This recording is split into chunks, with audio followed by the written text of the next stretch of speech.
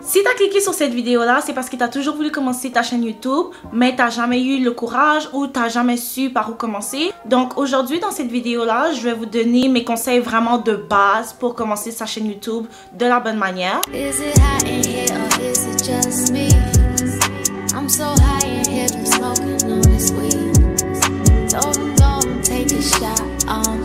What's up guys, j'espère que vous allez bien. Alors aujourd'hui on est de retour avec une nouvelle vidéo et aujourd'hui je vais vous donner mes meilleurs conseils pour commencer une chaîne YouTube de la meilleure façon. Pour ceux qui me connaissent pas, mon nom c'est Divine Ilunga et ça fait 3 ans que je suis sur YouTube. Au cours des années, si vous regardez mes publications, je trouve que mon contenu s'est vraiment amélioré et aujourd'hui c'est justement pour ça que j'ai décidé que c'était le moment parfait juste pour encourager d'autres personnes qui ont également envie de suivre cette voie-là et de se lancer sur YouTube, juste pour les guider un peu et juste les donner les conseils que j'aurais aimé avoir quand j'ai commencé ma chaîne YouTube. Et sur cette chaîne-là, pour ceux qui me connaissent pas, dans le fond, principalement mon contenu c'est vraiment des vlogs, mais j'ai aussi beaucoup de contenu sur le développement personnel. Donc si c'est quelque chose qui peut t'intéresser, abonne-toi à cette chaîne-là et active la cloche de notification pour être sûr de ne rien manquer. Donc, on va commencer la vidéo parce que c'est ça que vous voulez vraiment savoir, n'est-ce pas? Comment bien commencer sa chaîne YouTube en 2023.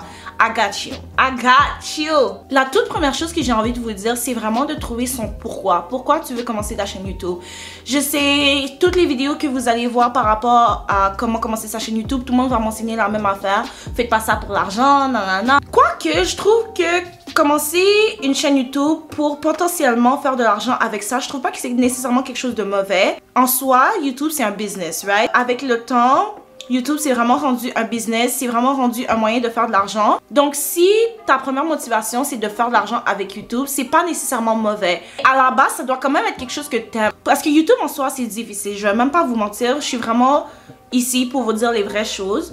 YouTube en soi c'est vraiment difficile, ok? C'est sûr qu'il y a des personnes qui vont réussir comme ça du jour au lendemain, mais pour la majorité des personnes qui sont sur cette plateforme là, ça prend également beaucoup de temps à construire une chaîne YouTube, à construire une communauté qui va rester à long terme. Juste demande-toi, c'est quoi ton but ultime avec YouTube et c'est quoi vraiment ta raison de commencer cette chaîne là? Parce que à la base, la raison pour laquelle tu veux commencer ta chaîne YouTube, ça doit être une raison qui est assez forte pour te faire continuer à avancer, même pendant les moments difficiles, même pendant les moments où tu vas voir que ta chaîne, ça prend du temps à construire. Donc moi, par exemple, mon pourquoi, c'est vraiment que à long terme, c'est sûr que je veux construire un business. Et je suis quelqu'un aussi qui aime ça parler. J'aime beaucoup parler, donc YouTube c'est vraiment une source qui est parfaite pour moi parce que je peux parler de n'importe quoi et les gens qui vont résonner avec mon contenu, ils peuvent me trouver et justement on peut connecter de cette manière-là. De base, j'ai toujours été quelqu'un qui aimait ça, créer des vidéos. J'ai toujours créé des vidéos avant même que je commence sur les réseaux sociaux. Et pourquoi c'est important d'avoir une raison de commencer sur YouTube? C'est parce que quand ça va devenir difficile, tu vas toujours pouvoir revenir à cette raison de pourquoi tu fais cette chose-là. Et c'est ça qui va te faire continuer à avancer et qui va te motiver et qui va te motiver à rester discipliné, à continuer à publier même si tu as 2 vues sur une vidéo. C'est vraiment ton pourquoi qui va te faire avancer. Maintenant que ça c'est dit, rentrons vraiment dans les choses que c'est important d'avoir, les choses que c'est important de faire quand tu veux commencer ta chaîne YouTube. Donc la toute première chose qui est importante, c'est évidemment l'équipement. Parce que si tu veux poster sur YouTube, tu as besoin de quelque chose qui va filmer. T'es pas nécessairement obligé d'avoir une caméra professionnelle. Tu peux commencer avec ton téléphone. J'avais fait une vidéo il y a environ 2 ans qui disait comment se lancer sur YouTube. Donc si vous voulez, vous pouvez toujours aller voir cette vidéo-là. Mais dans cette vidéo-là, j'expliquais aussi comment moi j'ai commencé avec mon téléphone intelligent. C'était un Huawei, un appareil Android. La qualité était dégueulasse, je vais même pas vous mentir. J'ai pas empêché le fait que j'avais pas de caméra professionnelle ou un iPhone m'empêcher de commencer sur YouTube. Éventuellement, j'ai investi dans mon matériel et je me suis permise d'acheter un matériel qui était beaucoup plus adéquat. Mais en soi, t'as juste besoin de quelque chose qui va te filmer et où on peut voir ta tête en fait. Donc tu peux commencer avec ton téléphone intelligent. La caméra de iPhone, tout le monde va vous le dire, c'est une caméra qui a une bonne qualité, donc tu peux commencer avec ça. Et ensuite, si tu as les sous plus tard et que tu considères que c'est un bon investissement, tu peux investir dans une caméra. Moi en ce moment je filme avec mon Canon M50. J'ai fait un peu mes recherches avant d'acheter une caméra et j'ai trouvé en fait dans les vidéos que j'ai regardées que c'était une caméra qui avait une bonne qualité et les gens le recommandaient, donc j'ai décidé de l'acheter. Et depuis, honnêtement, je trouve que c'est une caméra qui filme bien, elle est facile à gérer, les paramètres sont faciles, donc pour quelqu'un qui s'y connaît pas trop en caméra, c'est vraiment facile à naviguer. Donc c'est ça, la toute première chose, ça serait vraiment de trouver le matériel pour filmer et ensuite de ça, en soi, tu peux commencer déjà à publier sur YouTube. Ensuite, la deuxième chose, ça serait vraiment la luminosité en fait. La majorité des personnes qui font du contenu, ils vont avoir un ring light. Donc tu peux filmer même si il fait nuit puis qu'il n'y a pas de lumière dehors. Mais en soi, tu n'as pas nécessairement besoin aussi d'un ring light. Tu pourrais également utiliser la lumière de l'extérieur. Comme moi en ce moment, je suis pas chez moi en ce moment, donc j'ai pas mon ring light avec moi. Mais je laisse pas le fait que j'ai pas mon ring light avec moi m'empêcher de filmer. Donc en ce moment, je suis devant une fenêtre et ça me permet d'avoir la lumière de l'extérieur et ça me permet de filmer la vidéo en ce moment. Et honnêtement, l'éclairage est bon. C'est une belle vidéo avec une belle luminosité. C'est vraiment juste ça que vous avez besoin. Si vous n'avez pas les sous pour investir dans un ring light, laissez pas ça vous arrêter. Essayez de vous organiser pour filmer quand la lumière est à l'extérieur, quand le jour est encore là et vous allez pouvoir filmer. Ensuite, une autre chose qui est importante à considérer, c'est le type de contenu que tu vas faire. Comme par exemple, moi, le contenu que je fais, c'est pas le contenu qui va me faire grandir le plus rapidement sur la plateforme parce que, comme je vous l'ai dit au début de la vidéo, je suis vraiment quelqu'un qui fait beaucoup de vlogs. Les vlogs, c'est la manière la moins rapide pour grandir sur YouTube. Pourquoi? Parce que quand tu fais des vlogs, les gens te connaissent pas nécessairement. Les gens vont pas nécessairement regarder les vlogs d'une personne qui connaissent pas sur YouTube. À part s'ils sont vraiment curieux puis qu'ils ont du temps à perdre ou peu importe. Mais ou que par exemple le titre est attrayant. Mais en soi, c'est très rare que les gens vont regarder le vlog d'une personne qu'ils connaissent pas parce que en soi, tu t'en fous d'une personne que tu connais pas, tu comprends? Mais c'est vraiment le type de contenu que j'ai envie de faire, donc c'est pour ça que j'ai choisi de continuer sur cette voie-là. Même si ça va me prendre plus de temps à grandir sur la plateforme, c'est important de penser au type de contenu que tu veux publier sur ta chaîne parce que il va falloir que tu fasses des recherches. C'est quoi que les gens regardent souvent sur YouTube et c'est quoi que les gens recherchent dans la barre d'infos. Il faut comprendre que YouTube, ça fonctionne avec l'algorithme. Comme toute plateforme, mais l'algorithme avec YouTube fonctionne vraiment avec les titres, les mots-clés que tu vas mettre dans tes vidéos parce que c'est ça qui permet aux gens de te trouver, ok? Donc le type de contenu qui serait plus facile à faire pour avoir le plus d'abonnés rapidement, ça serait les comment faire ci, comment faire ça, comment par exemple faire ses ongles tout seul à la maison, comment par exemple cuisiner des tacos, birrias tacos, comprends? Les gens cherchent ce genre de vidéos-là. YouTube en soi, les gens l'utilisent pour apprendre des choses. Donc, quand ils vont chercher un certain sujet, ils vont mettre des mots-clés et c'est de cette manière-là que les gens vont trouver ta vidéo. Donc, par exemple, si tu veux faire des vlogs comme moi, qu'est-ce que je fais, ok? C'est que j'essaie d'incorporer des mots-clés que les gens vont chercher, même si le type de vidéo que je fais, c'est des vlogs, ok? Comme ça me donne une chance que les gens puissent trouver mon contenu grâce à ces mots-clés-là. Une autre chose que vous allez souvent entendre aussi dans les autres vidéos, comment commencer sa chaîne YouTube, blablabla et tout ça, c'est que les gens vont vous dire de trouver une niche. En 2023, j'ai l'impression qu'il y a plus de gens qui disent que trouver une niche, c'est pas nécessairement la meilleure solution. Et je suis tout à fait d'accord avec ça parce que je trouve que quand tu te limites à une niche, je trouve que ça t'empêche de pouvoir explorer plusieurs types de contenus. Je trouve que c'est important d'explorer le type de contenu que tu fais sur ta chaîne YouTube, surtout quand tu viens de commencer, parce que tu sais jamais c'est quoi qui peut te faire blow up sur YouTube. Tu sais jamais c'est quelle vidéo qui peut très bien réussir sur YouTube. Et peut-être que en essayant justement des types différents de vidéos, c'est de cette manière-là que tu vas trouver le type de contenu qui est fait pour toi. Parce que par exemple, moi, j'aurais pu commencer à faire des vidéos par rapport à des recettes de cuisine et tout ça. Mais j'aurais jamais découvert que les vlogs, en fait, c'est qu'est-ce que les gens aiment voir de ma part. Parce que je suis quelqu'un qui a une belle personnalité, je suis quelqu'un qui est drôle et qui est divertissante. Si j'aurais continué à seulement faire des recettes de cuisine, j'aurais jamais découvert le type de contenu qui était réellement fait pour moi, si ça fait du sens, qu'est-ce que je viens de dire. Limite-toi pas, permets-toi d'explorer différents types de contenus, mais des contenus que t'aimes faire. Parce que honnêtement, la présence, ça se ressent à travers la caméra. Donc, si tu fais quelque chose que t'aimes pas, les gens vont le ressentir derrière la caméra. Tu comprends qu'est-ce que je veux dire? Et c'est plate de regarder quelqu'un que tu vois qui se force à parler. C'est plate de voir quelqu'un qui parle comme ça, qui a pas l'air passionné. Non, personne va regarder ce genre de vidéo-là. Donc, au final, ça sert même à rien de faire quelque chose que t'aimes pas parce que les gens vont pas t'écouter, puis les gens vont pas cliquer sur ta vidéo et ça va pas faire de vues si tu vas aller nulle part. Tu comprends qu'est-ce que je veux dire?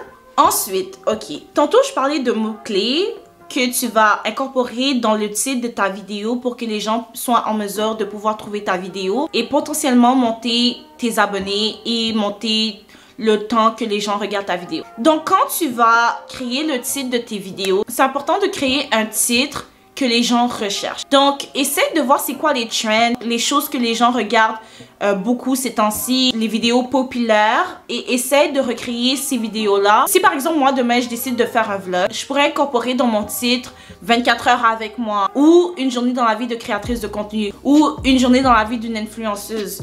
Parce que c'est des titres que les gens recherchent et qui est attrayant. Donc, les gens vont avoir plus le réflexe de cliquer sur ces vidéos-là que par exemple si je dis, je vais donner un exemple banal, mais c'est mieux si tu prends ces titres-là que par exemple, je vais à l'école aujourd'hui. Personne va vraiment cliquer ça, surtout si quelqu'un qui ne te connaît pas, mais les gens auront plus tendance à par exemple essayer de voir ça ressemble à quoi la journée d'une influenceuse, surtout en 2023, les gens sont plus portés à vouloir être influenceuse, donc ils veulent regarder ça ressemble à quoi dans une vie en tant que telle, dans une journée en tant que telle. Essayez d'incorporer des mots-clés qui sont populaires dans vos titres. Par exemple, les weekly vlogs, c'est vraiment populaire ces temps-ci. Donc, tu pourrais décider de passer une semaine, même si c'est pas une semaine au complet, par exemple 4 jours, tu pourrais appeler ta vidéo weekly vlog parce que les gens cherchent beaucoup ce type de vidéo-là en ce moment. Un outil que vous pouvez utiliser pour ça, ça serait TopBuddy, ok? C'est une application où tu peux, dans le fond, trouver c'est quoi les mots-clés que tu devrais mettre dans ta vidéo, trouver c'est quoi le type de vidéo que les gens regardent en ce moment, essayer de voir c'est quoi les compétitions, si c'est une bonne idée de faire ces vidéos-là. Dans le fond, c'est un outil qui te permet d'optimiser tes vidéos. J'ai utilisé cette application-là pendant un moment. Pour être honnête avec vous, j'ai pas trouvé que ça a changé grand chose pour moi, donc j'ai arrêté de l'utiliser. Mais c'est un outil que vous pouvez quand même explorer. Peut-être que ça pourrait vous aider. C'est pas parce que moi ça m'a pas aidé que ça pourrait pas vous aider. Donc ça serait un outil à regarder aussi. Une chose que j'aimerais spécifier par rapport aux trends, aux vidéos qui sont populaires. Faites pas juste faire des trends juste pour avoir le plus de vues possible sur la vidéo, ok?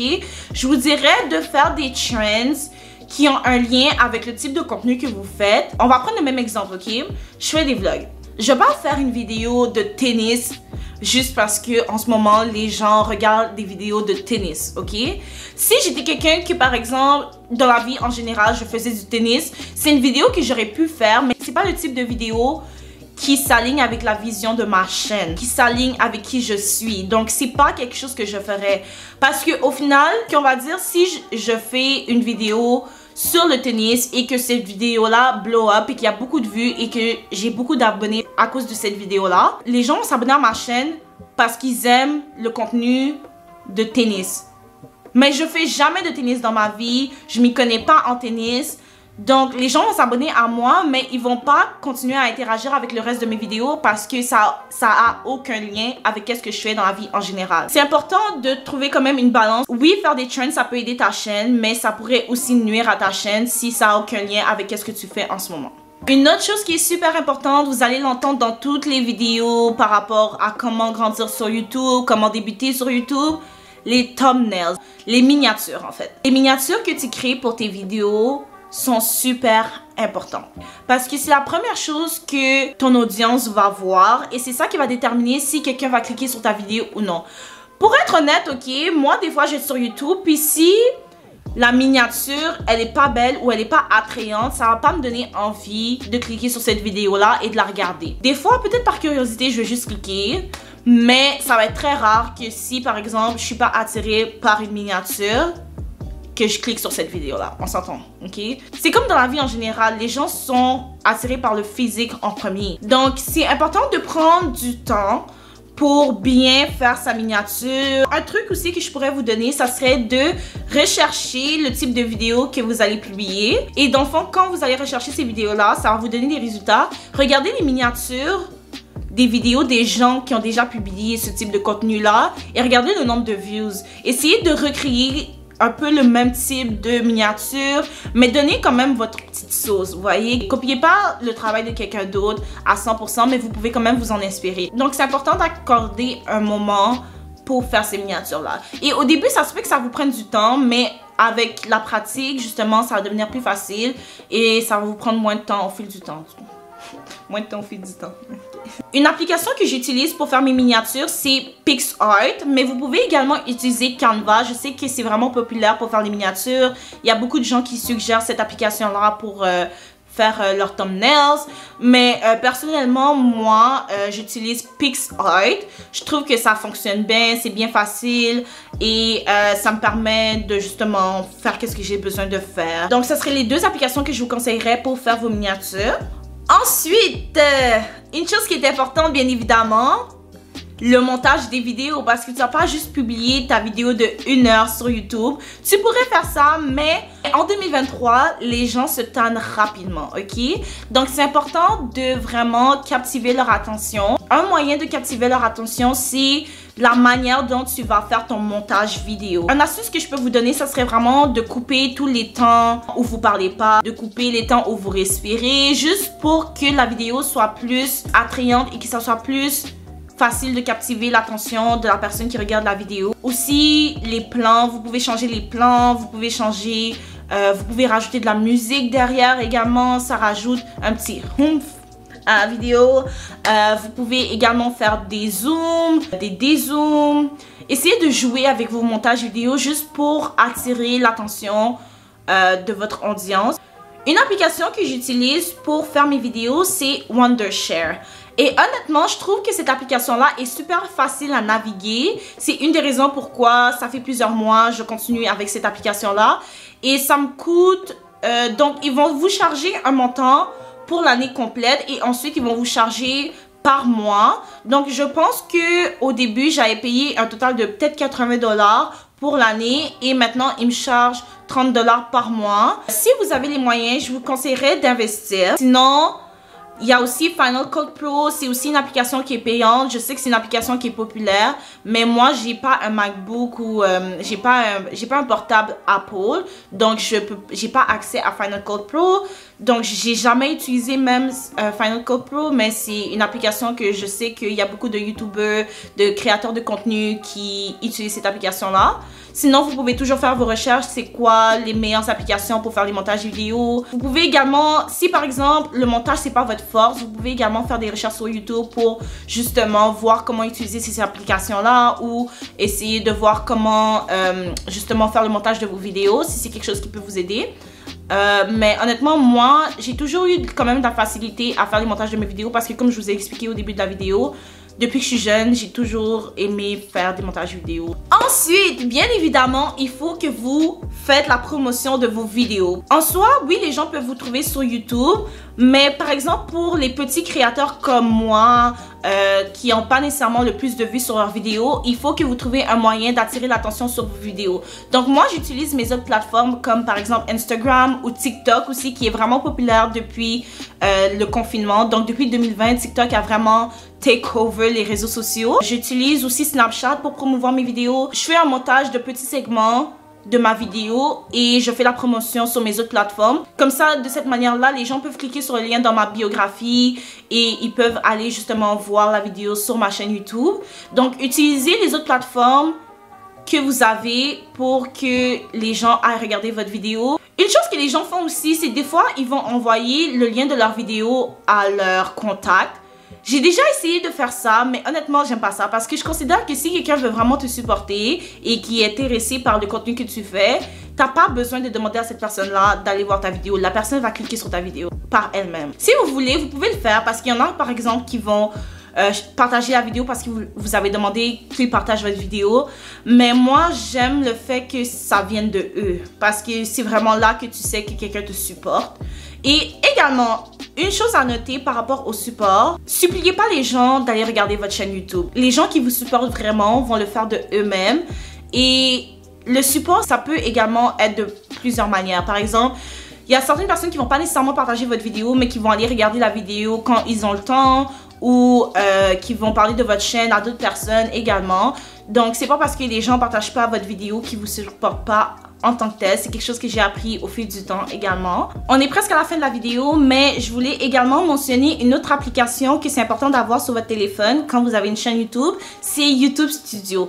Dans le fond, vous allez pouvoir voir tous vos analytiques, tous les résultats de votre vidéo, combien de gens vivent votre vidéo, combien de temps les gens regardent votre vidéo, également toutes les statistiques par rapport à votre vidéo. Vous allez pouvoir le voir sur cette application-là. Et également sur YouTube Studio, vous pouvez également changer le thumbnail, la miniature de votre vidéo. Donc c'est vraiment un must. Mais je vais même pas vous mentir, cette application-là peut devenir toxique parce que honnêtement, moi personnellement, je suis toujours sur cette application-là pour voir combien de personnes ont regardé ma vidéo, pour voir si j'ai eu des nouveaux abonnés. Et quand tu te concentres trop par rapport au nombre d'abonnés que tu as ou combien de gens ont regardé ta vidéo, ça peut devenir un peu toxique si, par exemple, dans mon cas, t'as pas les résultats que tu aurais voulu avoir. Donc, tu vas toujours passer tes journées à regarder.